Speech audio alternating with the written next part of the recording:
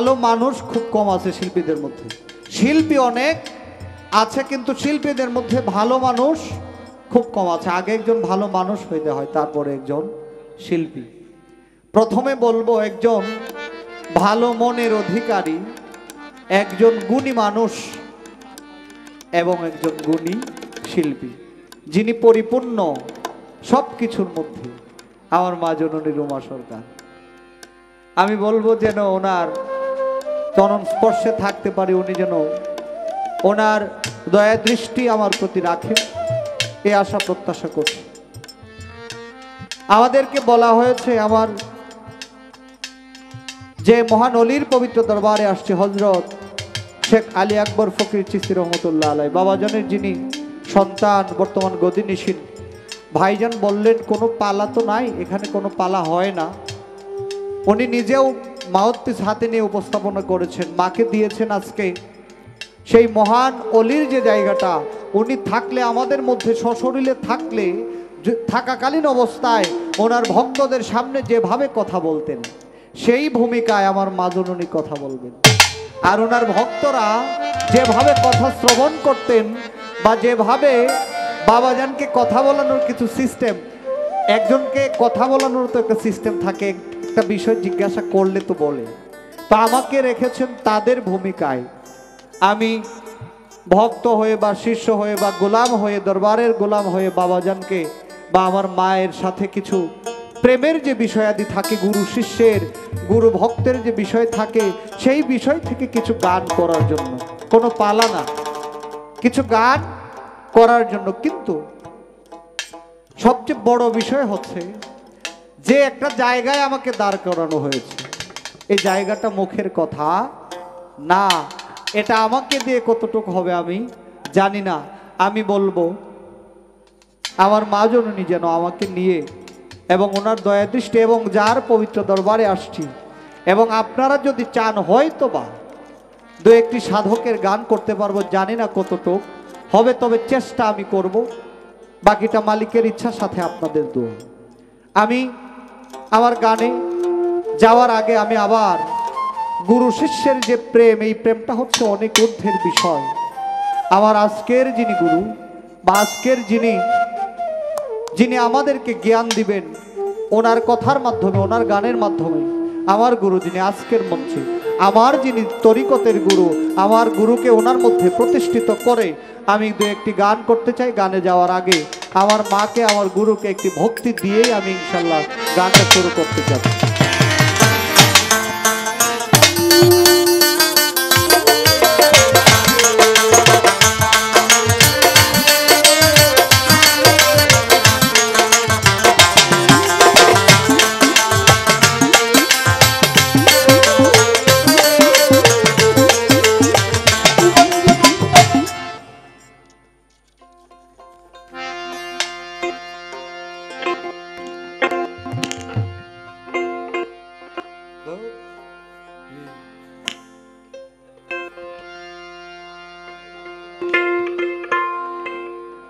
আমি প্রথমে যে গানটি দিয়ে শুরু করছি, বাংলার প্রখ্যাত সাধক দরবেশজি লালন সাইজি, ওনার একটি হোমেও বাণীর মাধ্যমে আমি শুরু করার চেষ্টা করছি।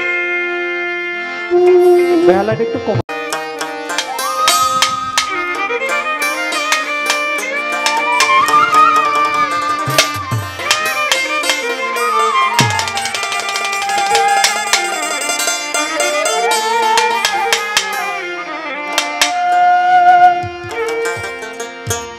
রাঙা চরণ যেন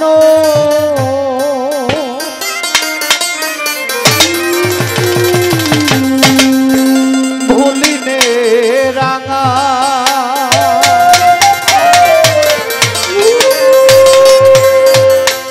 চরণ যেন ভুলিনে,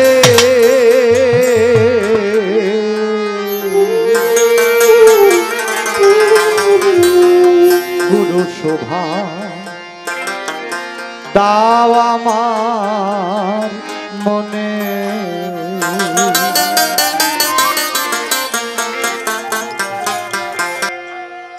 রাঙা চরণ যেন ভুলিনে রাঙা চরণ যেন ভুলিনে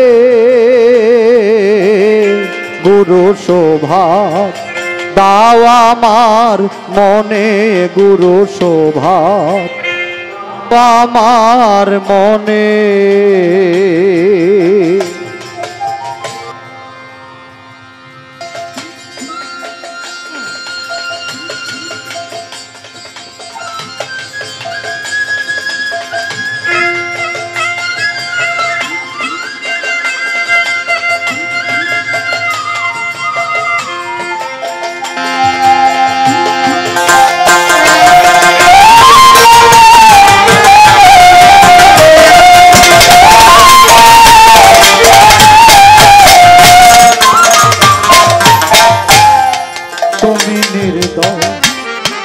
যাহার প্রতি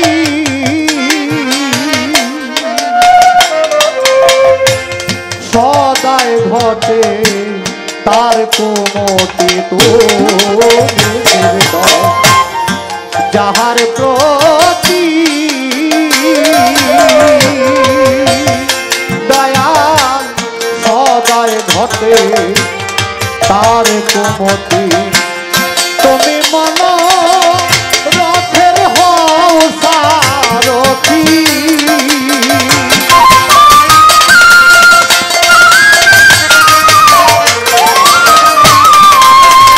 তুমি মনা রথের হও সারথি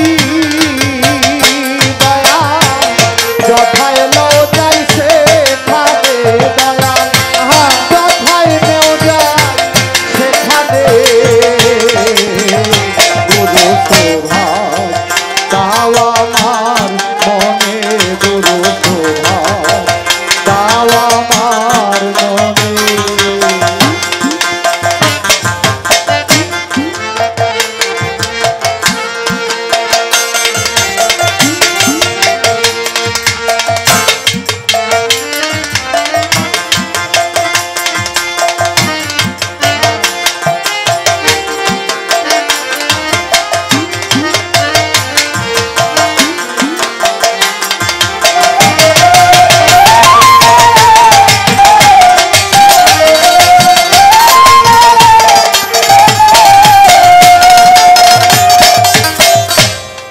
গুরু তুমি মন্ত্রের মন্ত্রী দয়াল গুরু তুমি তন্ত্রের তন্ত্রী গুরু তুমি মন্ত্রের মন্ত্রী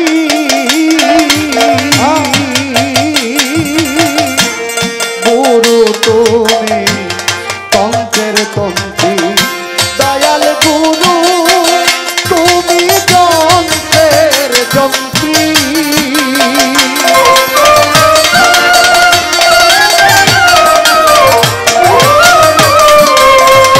দয়াল গুরু তুমি যন্ত্রের যন্ত্রী দয়া না বাজাও বাজবে খেলে দয়া না বাজাও বাজবে খেলে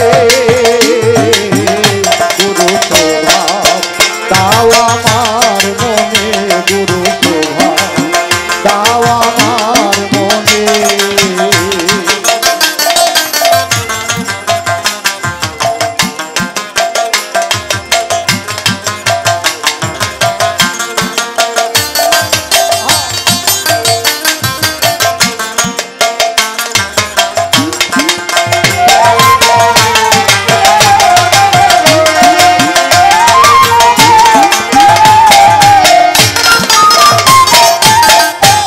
জন্ম অন্ধ দুটি নয় দয়াল তুমি বৈত সচেতন জন্ম অন্ধ আমার নয়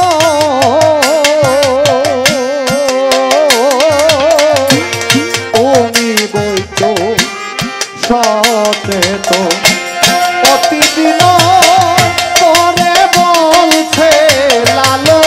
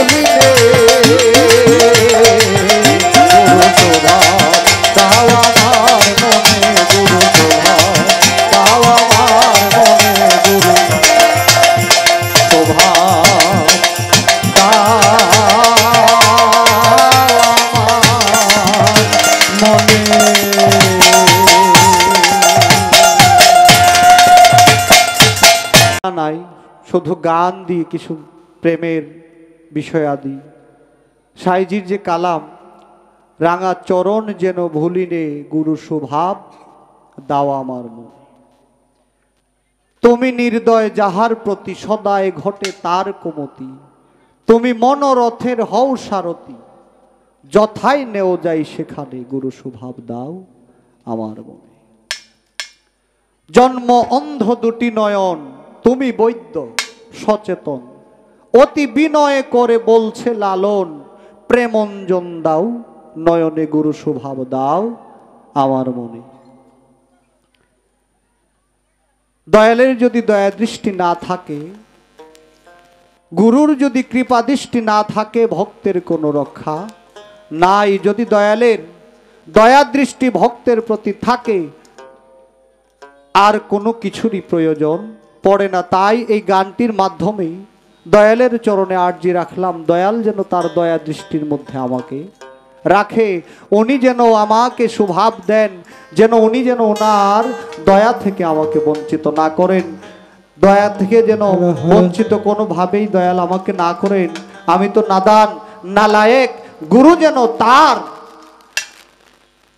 প্রেম, তার দয়া, তার মোহব্বতের ভিতরে আমাকে রাখেন, সেই স্বভাব যেন গুরু আমাকে দান করেন। সাইজির সেই অমিয় বাণী দয়ালের চরণে রাখলাম। এবার আরেকটি গান করে বসবো। আমি বেশি সময় একদম নষ্ট করব না, বেশি সময় নষ্ট করা আমার উচিত হবে না। কেননা আজকে যিনি আমাদের মধ্যে গান করছেন, কথা বলছেন, ওনার এক একটা কথা এত গুরুত্বপূর্ণ, এত ইম্পর্টেন্ট, যেগুলা যদি পাল্লা দিয়ে মাপা যাইতো, আমার মনে হয় পাল্লার যে সিস্টেম আছে ওই সিস্টেমের ভিতরে ওইটা থাকবে না, ওইটা সম্ভবই না মাপার মতো। এরকম পাল্লা বা এরকম পাথর এখন পর্যন্ত এই পৃথিবীর মধ্যে হয় না। আমি আরেকটি গান করার আগে এই দরবারের অনেক ভক্তবৃন্দ, এই দরবারের অনেক শিল্পীবৃন্দ এখানে উপস্থিত আছে।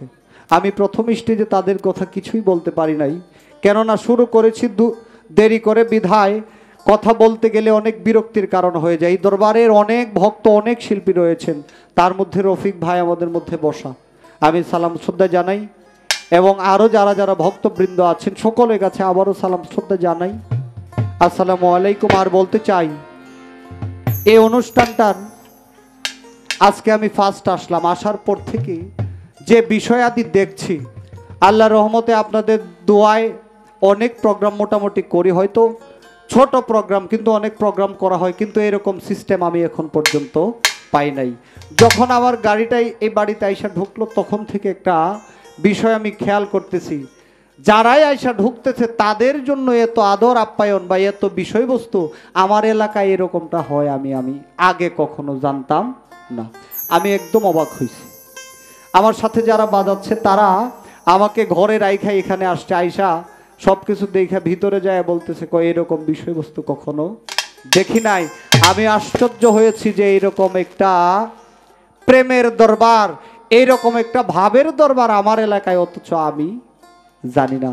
এই জন্য ধন্যবাদ জানাই যারা এটা দেখার বা জানার মতো সিস্টেম করে দিয়েছেন সকলকে, এবং এই দরবারের খেদমতে যারা আছেন সকলের কাছে আমি আমার পক্ষ থেকে আমি এই আটগায়ে ফকিরি ঘরের একজন গোলাম হিসেবে ভক্তি জানাই, সালাম জানাই এবং কৃতজ্ঞতা জানাই সকলের প্রতি।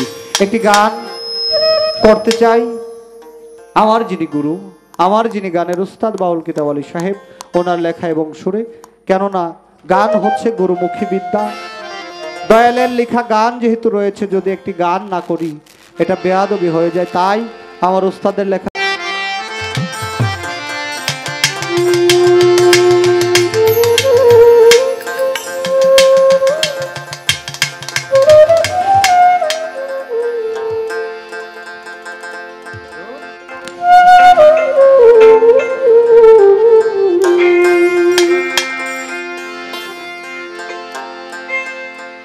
আপন বলতে কেউ নাই আমার গো, দয়াল মুর্শিদ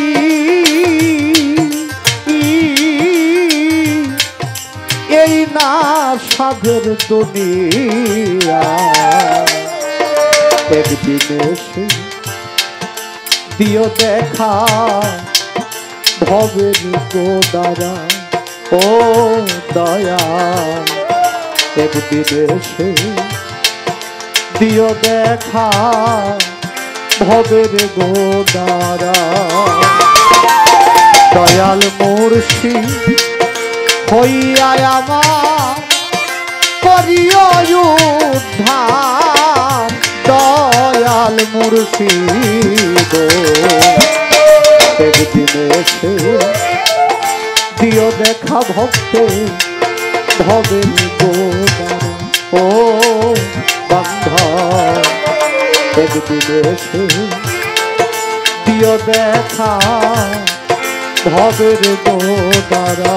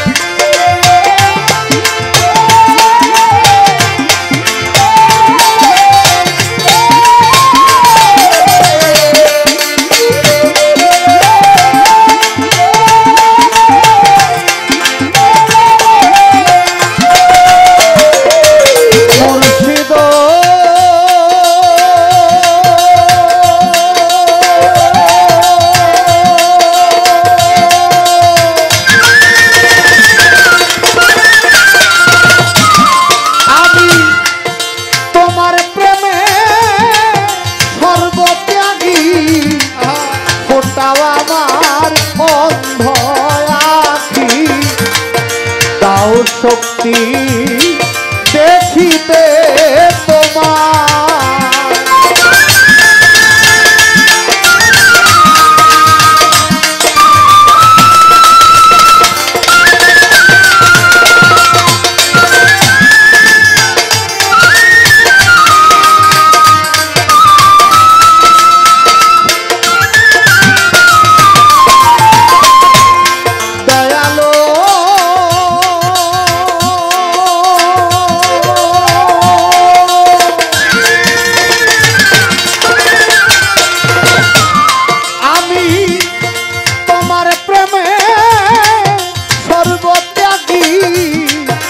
ফোটাও আমার অন্ধ আখি তাও শক্তি দেখিতে তোমার তুমি নিজ গুণে কর দয়া গো মুর্শিদ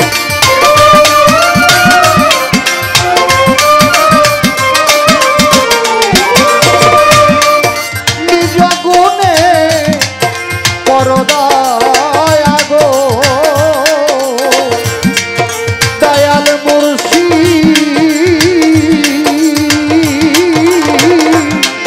যদি তোমার মনে চায় একদিন এসে দিও দেখা ভক্তে ভবের গোদারায় আকবর চা একদিন এসে দিও দেখা ভক্তে ভবের গোদারা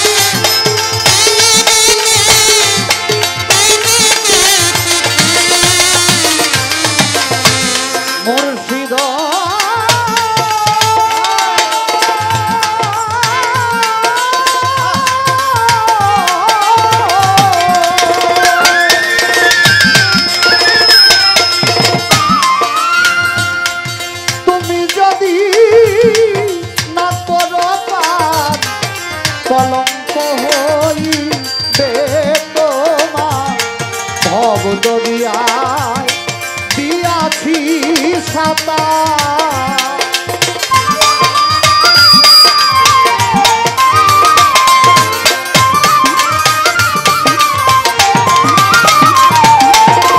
দয়াল মুর্শিদা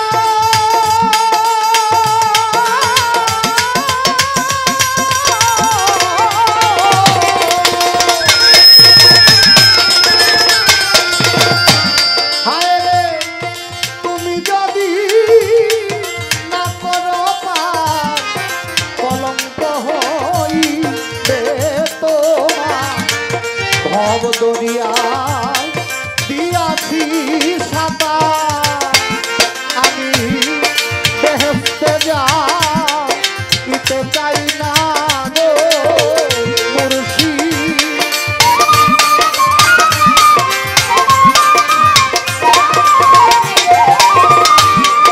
বেহেশতে যাইতে চাই না গো দয়াল মুর্শিদ।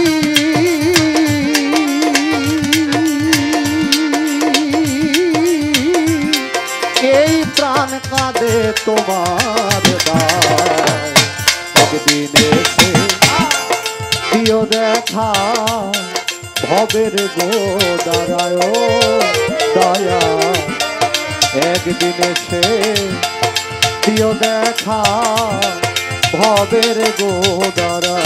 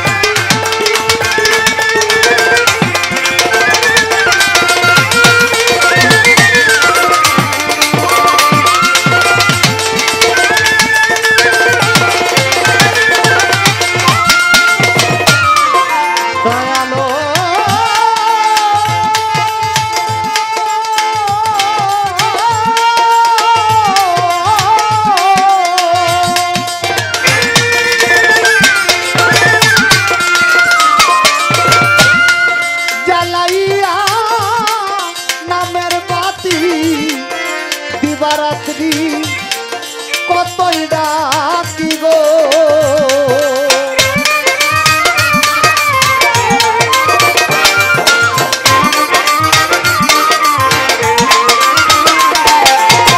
দয়াল মুর্শিদ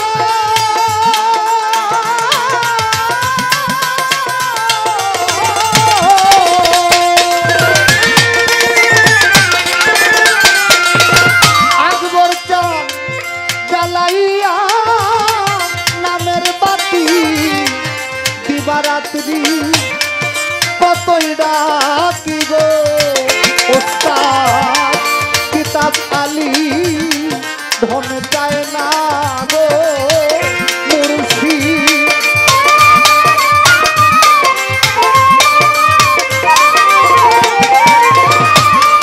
কিতাব আলী ধন চায় না গো দয়াল মুর্শিদ।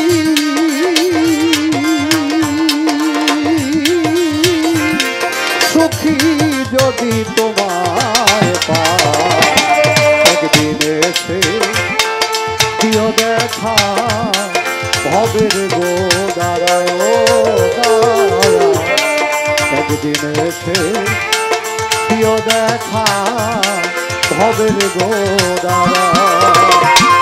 দয়াল মুর্শিদ হইয়া আমার করিও উদ্ধার, দয়াল মুর্শিদ একদিন এসে দিও দেখা ভবের গোদারায় দয়া, একদিন এসে দিও দেখা ভবের গোদারায়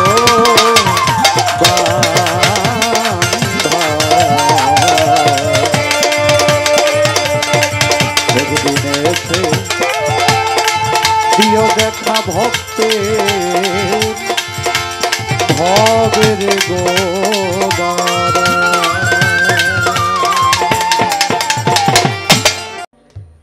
যারা সুন্দর পরিবেশ দিয়ে গান শুনছেন, কৃতজ্ঞতা জানিয়ে আপনাদের কাছে যেন সব সময় কৃতজ্ঞতা নিয়েই থাকতে পারি, কারণ আপনাদের জন্যই আমরা শিল্পী। আপনারা যদি আমাদের গান করার সুযোগ না করে দিতেন, কে শুনতো আমাদের গান? চিরকাল একটি শিল্পী তার শ্রোতা যারা তাদের কাছে কৃতজ্ঞ, এটা থাকতেই হবে। আমাকে যে দায়িত্বটা দেওয়া হলো, এটা আমার বয়সের সাথে আমার সাথে কোনোভাবেই এটা যায় না। কারণ যিনি গুরু হয়, গুরুর জাত খোদার জাত এক জাত, কারণ গুরু হলো জাতে খোদারা। আমি তো সেই গুরুর দলে নয় ভাই, এটা খুব কষ্ট দিচ্ছে। আমার মধ্যে লোভ লালসা সব আছে, আছে কিনা বাবা? কিন্তু যিনি গুরু হয় তিনি সমস্ত মোহ মুক্ত। এই মোহের যত আবর্জনা সব ফেলে দিয়ে যিনি সম্যক গুরুর আশ্রয়ে চলে গেছে, তিনি একমাত্র সাধু এবং অলি আল্লাহ ফকির পীর মুর্শেদ, সেটা আমি নয়। আমার বাজান ফকির চান, এই যে মা, মা এই যে মা, ছোট মা, এই যে না না না, এই যে আমার ছোট মায়েরা, এই যে মা, মা কথা বললেন না, কথা বললেন না। আমার এ থাক, আমার মায়েদের ধমক দেন না, কথা বলবেন না মা। হ্যাঁ, ভালো না, একদম ভালো না। আপনার দেশের সন্তান। দেশ বলতে কিন্তু ময়মনসিংহ এটা দেশ না, এটা একটু জেলা, তাই না? ময়মনসিংহ হলো একটা জেলা, আর দেশ হলো বাংলাদেশ। এই বাংলাদেশের সন্তান হলো ফকির জান। সে কারো একার সম্পদ নয়, তিনি আমাদের দেশের সম্পদ। তার জন্য আপনাদের কাছে আমি দোয়া চাই, মালিক যেন তার বাবা মার দোয়ায়, তার উস্তাদের কৃপায়, তার মুর্শেদের কৃপায় যেন তাকে যে কর্মের জন্য মালিক পাঠিয়েছে সেই জায়গাটা যেন তাকে পৌঁছে। যে বড় যে সম্মান আমাকে করেছে বাজান, এই সম্মানের উপযুক্ত আমি না। ভালো মনের মানুষ কাকে বলে জানি না, কারণ এখনো আমার জন্য মানুষের ক্ষতি হয়। যে মানুষটার জন্ম থেকে মৃত্যু পর্যন্ত তার দ্বারা একটা পিপিলিকারও ক্ষতি হয় না, সে হলো ভালো মানুষ। আমার দ্বারা তো মানুষের ক্ষতি হয়, আর পশুর তো শেষই নাই। আমার বাজান আমাকে গুরুর আসনে বসিয়ে আমাকে ভক্তি দিয়ে আমাকে কিছু প্রণামী দিয়েছে। আমি বলবো এই দরবারের দায়িত্বে যিনি আছেন, আমি অনুরোধ করে বলবো সেই নজরানাটা যেন এই দরবারে দেওয়া হয়।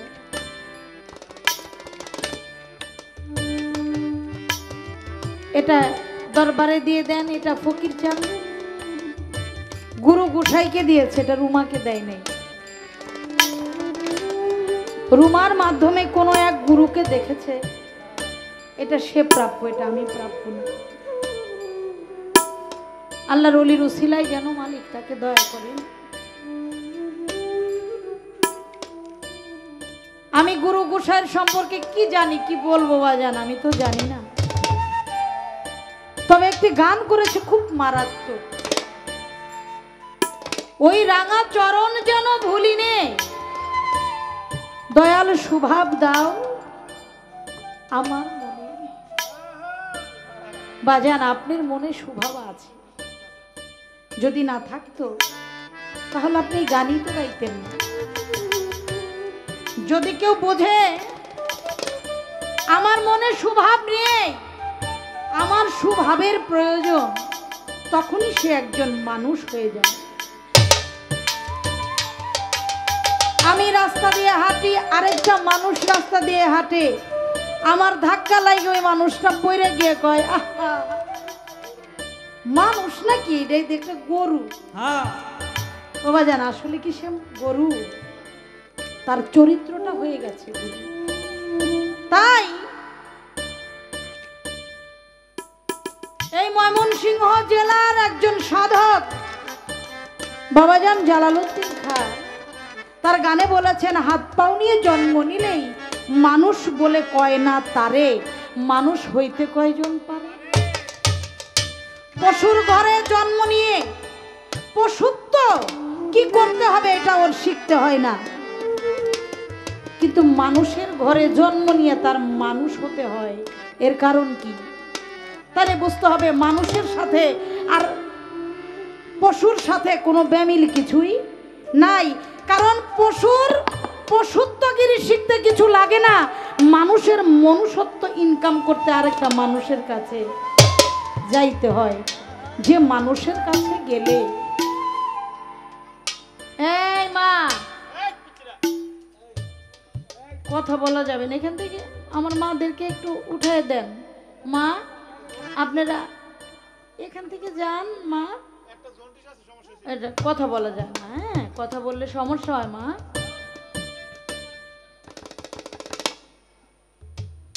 কারণ এটা এমন একটি জগৎ, একটি পানি যখন স্তব্ধ হয়ে যায়, সেই পানির দিকে তাকালে নিজের প্রতিবিম্ব দেখা যায়। দেখা যায় না?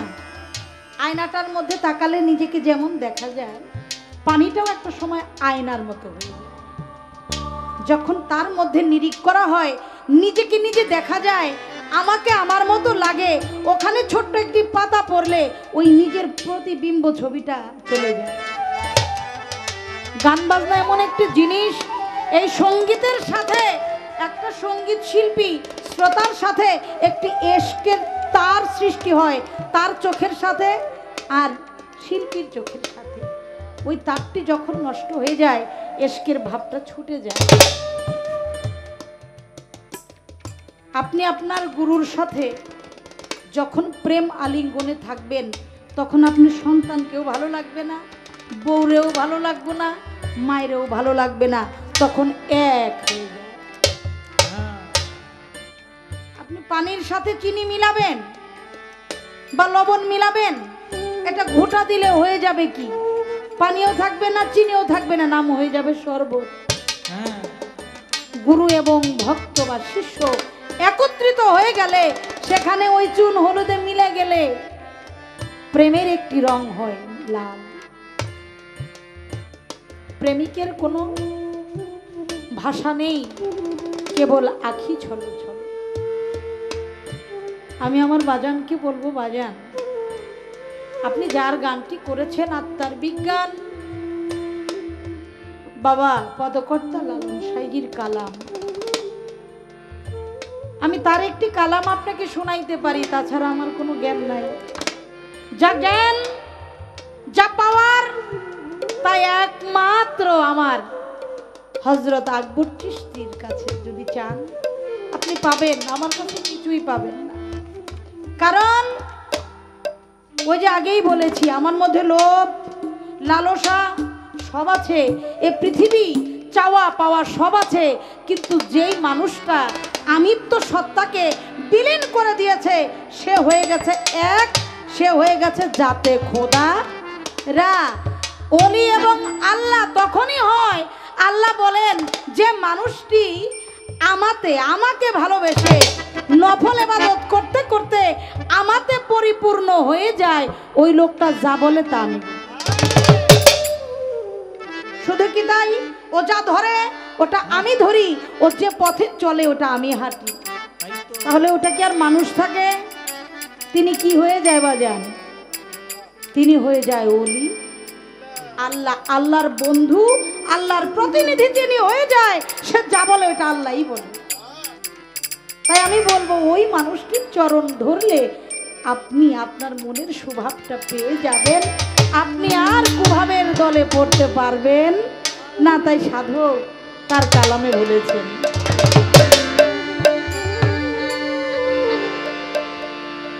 ধর চর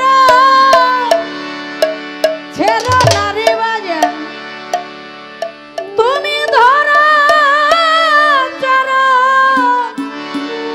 ছেড়ো না,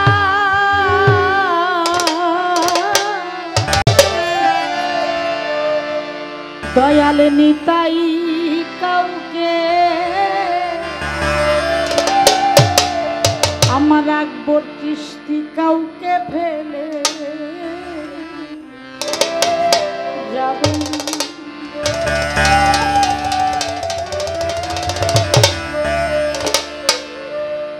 আমরা তো এখানে অনেক মানুষ আছি বাজান, আমার কথাগুলি কি স্পষ্ট বোঝেন? আমার বাজানরা যেন বোঝে, এটা হলো আমার কথা। আপনার এমন একটি মানুষ নাই যিনি সংসারের কাজ করে না। কেউ কৃষক, যে যেই শ্রেণীরই হোক কাজ করে না বাজান? করে। আপনি একটা বার যাদেরকে খাওয়াচ্ছেন ভালোবেসে তাদেরকে বলবেন আমার পাপের বোঝাটাকে তুমি নিবা, রাজি হবে? আপনার স্ত্রী, আপনার মা, আপনার বাবা, আপনার সন্তান, কেউ এই পাপী দেহটা ভাগিয়ে নেবে না। গুরু দায়িত্ব এমন একটি দায়িত্ব যে নাকি আপনার সারা জীবনের পাপ মাথায় নিয়ে আপনাকে পুত পবিত্র করে দিবে। এই জন্য সাধকের মুখে শুনেছি, বাবা এবং মা জন্ম দেয় পুত, আর গুরু জন্ম দেয়, বাবা এবং মা জন্ম দেয় ভূত, গুরু জন্ম দেয় পুত। কেমনে পুত? কারণ ওই যে আপনার জীবনের যত পাপ, এই পাপগুলো তার মাথায় নিয়ে আপনাকে পুত পবিত্র করে ছেড়ে দিয়েছে। যাওয়া যান, তবে একটা ওয়াদা কর, এই হাতগুলো ধরে ওয়াদা কর, জীবনে এই পিছনে যত পাপ করেছিস তোর জীবনের সব পাপ থেকে আমি তোকে মুক্ত করে দিলাম, তবে জীবনে আর কোনোদিন পাপ করা যাবে? ওই পাপ করলে তোমার আর ক্ষমা?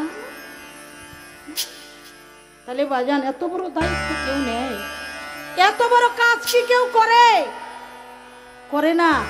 গুরু গোসাইদের দেহের মধ্যে যদি কোনোদিন রোগ জন্ম নেয়, এটা ভেবে নিবেন এটা তার রোগ না, তার ভক্তদের রোগ তিনি বহন করছেন। এত সোজা কথা না বাজান। তাই বাজান লালন সাহেব বলেছেন, ধরো চরণ ছেড়ো না রে বাজান, ধরো চরণ ছেড়ো না,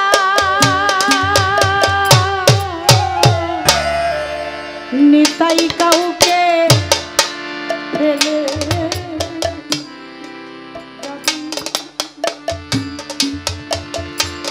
তোমার মুর্শিদ কাউকে,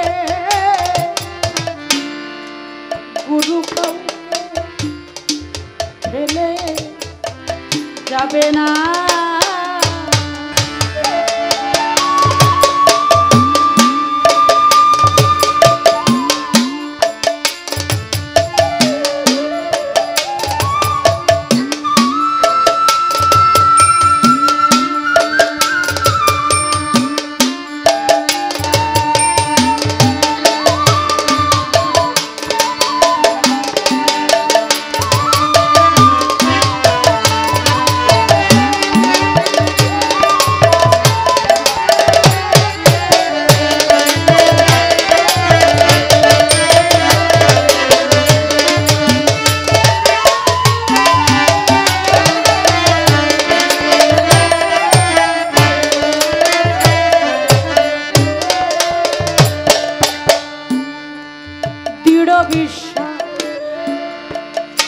রেখো রে মন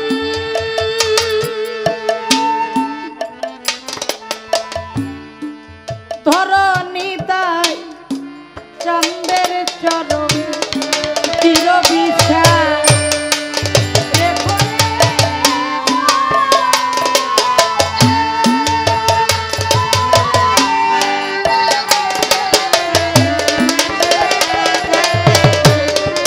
চির বিশ্বাস রেখো রে মন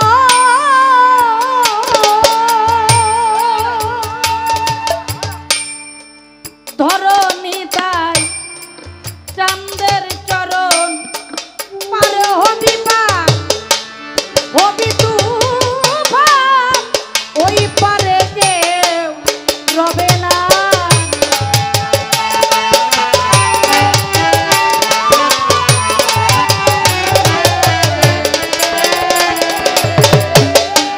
পারে হবি পার হবি তুফান ওই পারে কেউ রবে না বাঁচানো ওই পারে কেউ রবে না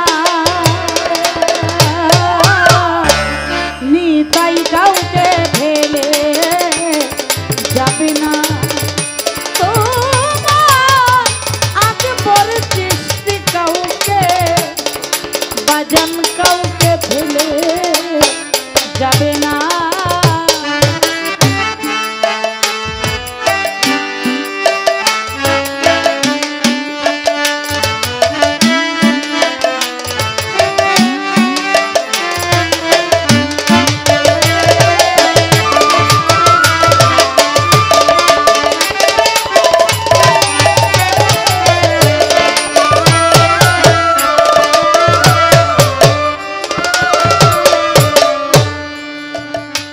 হরি নামে তরি লয়ে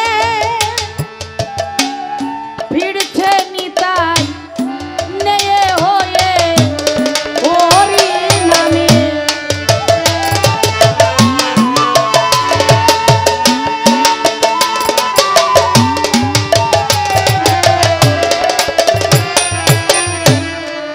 হরি নামে তরি লয়ে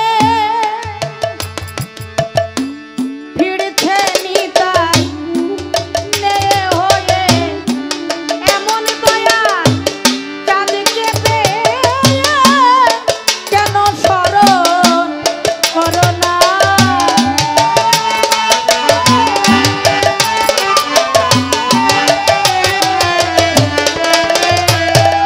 তুমি এমন দয়া চাঁদকে পেয়ে স্মরণ কেন করো না তুমি স্মরণ কেন করো না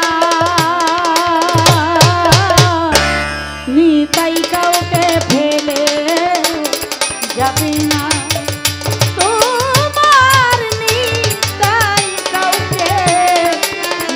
কাউকে ফেলে যাবে না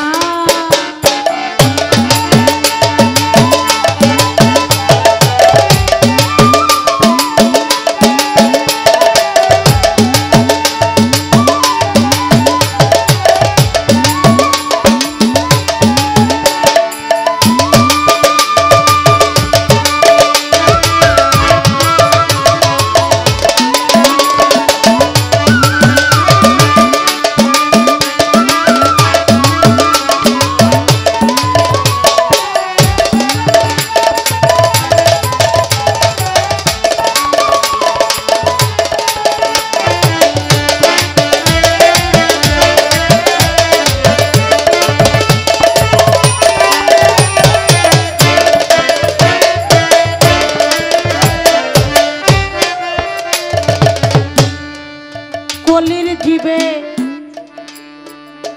হয়ে সদা পারে যেতে ডাকছে নিতাই কলির যুগে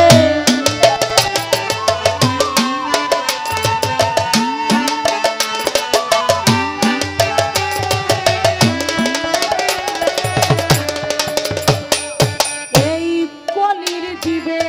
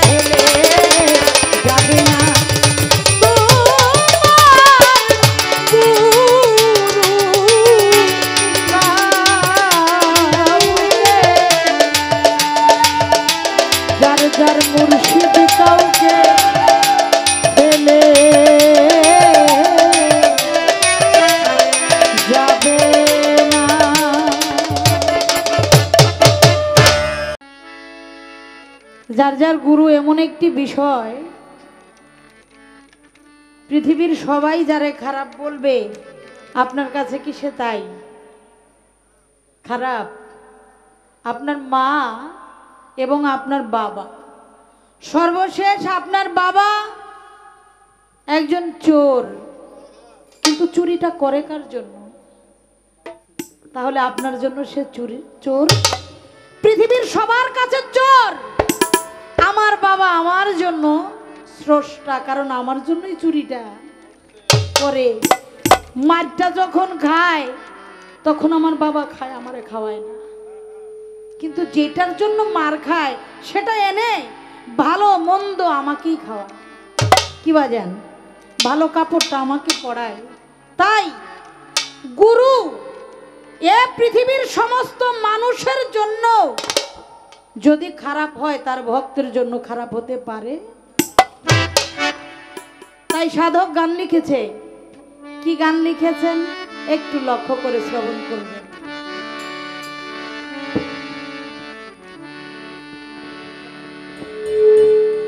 ভাইয়া,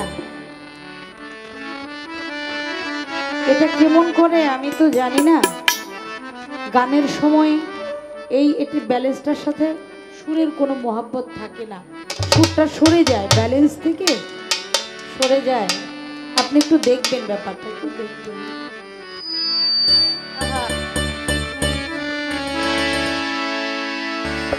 আমার বন্ধুরা যা ভালোবাসে তার দোষ থাকে না আগে পাছে, উইরা দেহ হইয়াছে আজকেরা নগরবাসীরা, যে পুইরাছে গৌর প্রেমের পুরা, যে পুইরাছে মুর্শিদ প্রেমের পুরা নগরবাসীরা, যে পুইরাছে গৌর প্রেমের পুরা।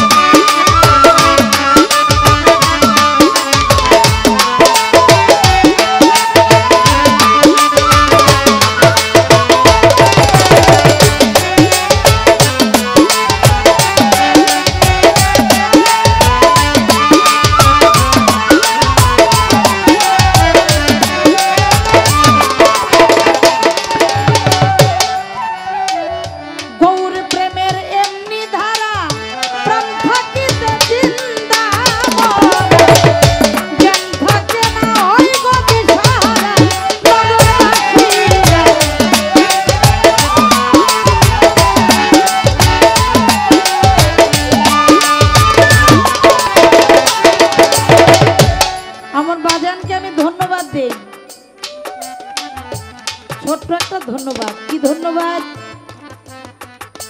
আমরা বাংলাদেশের মধ্যে, আমরা বাঙালি যারা, আমাদের একমাত্র এই বাংলাদেশের মধ্যে কিন্তু এই বাউল বিচার গান পালা গান হয়ে থাকে। আপনারা জানেন আমার গ্রামের বাড়ি, আমার বাবার হোম ডিস্ট্রিক্ট হলেন ফরিদপুরে। ফরিদপুরে গানটাকে বলা হয় বিচার গান। কেন বলা হয়? আগে বিচার তারপরে গান, এজন্য বিচার গান। আমার দাদা গুরু আব্দুল হালিম চিশতি নিজামী তিনি এই গানটিকে বলেছে ধর্মীয় সঙ্গীত। কেন? কারণ যে গানে ধর্মের আলোচনা করা হয়, যে গান মানুষকে পরিশুদ্ধ করে, যে গান মানুষের কল্যাণে আসে না, সেটা কখনো ধর্মীয় সঙ্গীত, ধর্ম কথা হতে পারে না। আমার বাজান যদিও এই ময়মনসিংহের ছেলে, ময়মনসিংহে পালা গানটা কেমন হয় এটা আমার জানা নাই, কেমন ধরনের হয় বা এটা কেমন ভাবে মানুষ নেয় এটা আমার জানা নাই। তবে পালা গানটা কিভাবে করতে হয়, শিষ্য বা ভক্তের পাঠ থেকে এত চমৎকার কিছু গান করেছেন, এই জন্য আমার বাবাকে ধন্যবাদ। মালিক যেন শুধু এই দেশে নয়, প্রত্যেকটি দেশে যেন এই ছেলেটাকে বায়না করে শুধু পালা গানের জন্য, কারণ ওর কাছে অনেক সাধকের গান আছে, এটা আমি আগে থেকেই শুনেছি। আর সাধকের কালাম শুনলে সারা জীবন বই পুস্তক পড়ে একটা মানুষ পরিশুদ্ধ হতে পারে না। পারে? বই পুস্তক পড়ে বৈজ্ঞানিক হওয়া যায়, যায় না? ডাক্তার হওয়া যায়, পুলিশ হওয়া যায়, এসপি হওয়া যায়, ডিসি হওয়া যায়, কি বাজান হওয়া যায় কিনা, মন্ত্রী হওয়া যায়, মিনিস্টার হওয়া যায়, যত লেভেলের ছাত্র হওয়া যায়, কিন্তু আল্লাহর ওলি হওয়া যায়। এটা যাইতে হইলে জাহিরি বিদ্যা যা আছে এটা ফালাই দিয়া আকবর শাহর কাছে আইতে হইলে ওই গেটের পিছনে, মানে গেটের ওই পাশে আপনার যত জাহিরি বিদ্যা আছে সব ওইখানে জাইরা ফালাই দিয়া তারপরে হলো গুরুর দরবারে পা দিয়া ঢুকতে হয়। এটা আমার কথা নয়, এটাকে সমস্ত অলিদের যিনি সর্দার হযরত গাউস পাক বড় পীর আব্দুল কাদের জিলানী, এটা তার বাণী, তিনি বলেছেন এই কথা। শুধু কি তাই, পারস্যের মাওলানা, যার উপরে কোনো মাওলানা ছিল না, তিনি হলেন মাওলানা জালালউদ্দিন রুমি। তার কি জাহিরি বিদ্যা কম ছিল? পারস্যের মাওলানা, তার মতো মাওলানা ছিল না, আর জন্ম হবে। আপনারা এই ঘটনা তো জানেন, শামস তাবরেজ বাবা উনি কাবা ঘরের দিকে পা দিয়ে শুয়ে আছে। হ্যাঁ, এই বেয়াদব, মাথায় ঘুমটা দিয়ে আল্লাহর ঘরের দিকে তুমি পা দিয়ে শুয়ে রইছ, কত বড় তুমি, পা সরাও। উনি মুখের মধ্যে এরকম করে কাপড় দিয়ে রাখছে আর কি, ঘুমটার ভিতর থেকে বলতেছে, কে? জালাল। আরো চেতে গেছে, কি আমি এত বড় মাওলানা, আমার নাম শুনলে মানুষ থর থর করে কাঁপে, আর উনি আমার এই কে রে? আমি কে সেটা তো তোমার জানার ব্যাপার না, তুমি জালাল না? কও আমি জালাল। কত কি হয়েছে? কি হয়েছে তুই জানোস না? তুই আল্লাহর ঘরের দিকে পা দিয়ে শুয়ে আছিস, তোর এত বড় সাহস দিছে কে? ও তাই তো, আমার মস্ত বড় বেয়াদবি হয়ে গেছে। আচ্ছা এই জালাল, তুমি একটা কথার উত্তর আমারে দাও, সেটা হলো আলা কুল্লে শাইন কাদির, আলা কুল্লে শাইন মুইন, আল্লাহ নাকি সর্ব জায়গায় বিরাজিত, এটা সত্যি কয়? হক তাই যদি হয় তাহলে আমি কাবা ঘরের দিকে দিছি, এদিকে আল্লাহ আছে আর কোনো দিকে নাই, যদি না থাকে তো এদিকে, দয়া করে আমার পাওয়াটা তুমি। জালালউদ্দিন রুম বাবা তো জ্ঞানী, বসে পড়ছে ধাপ করে, বললো কি পাগল, এই পাগল তুই এটা কি শোনাইলে আমারে? কয় কেন? কয় আমার একটু বুঝাই দে। কয় তুই বুঝামু পরে, তোর কেত করলে নিচে কি? কয় এটা আমার কিতাব। তোর কিতাব? কয়টার মধ্যে কি কি আছে? কয়টার মধ্যে কালাম আছে। ও তোর কিতাব? কয় দে তো একটু কিতাবটা। হাতে কিতাবটা নিয়ে পানির মধ্যে ফিক্কা ফালাই। হ্যাঁ পাগল করলি কি? হ্যাঁ তুই আমার সারা জীবনের সাধনা শেষ করে দিলি, তুই আমার এই কিতাব ফালাই দিলি, এটা করলি কি? কয় কেন এটা তোর কিতাব? কত তোর কিতাব বলে ডাক দে, শুনবো। আইতে কে পাগল, পাগলে কিনা কয় ছাগলে কিনা খায়, এর জন্যই তো কই। এই পাগল, এই পাতার কিতাব কি কথা শুনে? কয় শুনে না। কয় না, কয় এটা শুনে না, তুই সেই সাতার পাতা পরস কেন? দেখবি আমার কথা শুনবো। কয় দেখাও। এই কিতাব আয়, চলে আয়। ব্যাং যেভাবে লাফিয়ে লাফিয়ে আসে, ওই কিতাবটাও লাফাতে লাফাতে পাগলের হাতে চলে আসছে। মাওলানা জালালউদ্দিন রুম দেখে পাগল হয়ে গেছে, জড়ায় ধরছে পাগলের পাও। পাগল এটা করলি কি? আমার শিখা। কয় কে তুই না আমারে কইছিলি এটা আমি বুঝুম না? আমার এটাও তুই বুঝবি না। আমি বুঝুম না দেখি তোমার বুঝাবি। বুঝাইতে পারি এক শর্তে। কি শর্ত? তুই ফতুয়া লেখছস কিসের বিরুদ্ধে? কয় দুইটার বিরুদ্ধে বেশি বেশি লিখছি, একটা লিখছি মদের বিরুদ্ধে, আর একটা লিখছি পর্দার বিরুদ্ধে। কয় যেটির বিরুদ্ধে লেখছস এটি যদি আমারে করাইতে পারোস তাহলে আমি শিখাবো, নইলে শিখাবো না। কি করতে হবে? কয় তুই তো মদের বিরুদ্ধে লেখছস, কথা মদ খাবো, এক বোতল মদ খাওয়াইতে। এখন কয় আমার মানিক সব শেষ, মদ পট্টিতে যাবে। রুম মাওলানা জালালউদ্দিন রুম মদ পট্টিতে গেছে, আর মধুর যারা মদ বেছে এরা যা পাটকাইছে, সর্বনাশ। এতদিন মদের বিরুদ্ধে লাগছে, আজকে মদের আক্রা শেষ করব। আজকা জাপনামা জাপনামানো দেখে কয় ভাই তোমরা জাপনামায় না, আমার একটা কথা কে কার কয় হুজুর আগে বেচতাম, এখন একদম তোবাকে একটা ভালো হয়ে গেছি, বিশ্বাস করেন, মাফ করে দেন, আর বেচুম না। কয় না বাবা, আমার একটা কথা আছে। কি কথা? আমার আজকে একটু উপকার করো। কি উপকার? আমার এক বোতল মদ দিতে পারবা? লোকটা তো তাকায় রয়েছে তার দিকে, সর্বনাশ, যে মানুষটা মদের বিরুদ্ধে লিখছে এই মানুষটা আজকে মদ চায়, উনি আমার পরীক্ষাও করতে পারে। কয় আমি দেখতে পারি, আমার কাছে নাই, আমি আইনা দিতে পারো। দেওয়াই মতো এক বোতল মদ নিয়া জালালউদ্দিন রুম মানুষের সামনে দিয়ে যায়, আর মানুষ তাকে থুথু মারছে, মানুষ তাকে থুথু দিচ্ছে, লজ্জা দিচ্ছে। যে জালালউদ্দিন রুমি মদের বিরুদ্ধে লিখেছে, আজকে সে নিজেই মদ পড়তে আসছে। কি করবে? পাগলের জন্য নিয়ে গেছে। পাগল রে কয় পাগল, তোর জন্য মদ নিয়ে আসছি, নে তুই খা, খায়া তারপর আমার একটু তোর চরণে আশ্রয় দে। বলে না, মদ কেমনে খায়? মদ কেমনে খাইলে ভাব উঠে? তো কেমনে খাইতে হবো?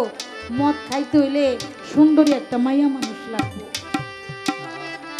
ওই সুন্দরী মাইয়া মানুষ মদ ঢালবো, আমি খাবো, তো না মানে লাগবো বেটা। কত মায়া মানুষ কই পাবো? কই মায়া মানুষ কই পাবি? তোর ঘরে নাই? কয় আছে। কয় কয়জন? তোর মেয়ে কয়টা? কয় তিনটা। তার মধ্যে সুন্দরী কোনটা? কয় সুন্দরী তো মেজোটা। কয়টারই আনবি? আইন না তোর ঘরের মধ্যে দিবি, দরজা আটকায় দিবি, খবরদার তুই কিন্তু ঘরের ভিতরে ঢুকবি না। আচ্ছা, এটা যদি কোনো মৌলানারে কয়, সে কি আর মাথায় জ্ঞান থাকে? তার মেয়েরে যদি আরেকটা লোকে কয় তার ঘরের মধ্যে ঢুকাইতে যায়, মেয়ের কাছে বসে, মা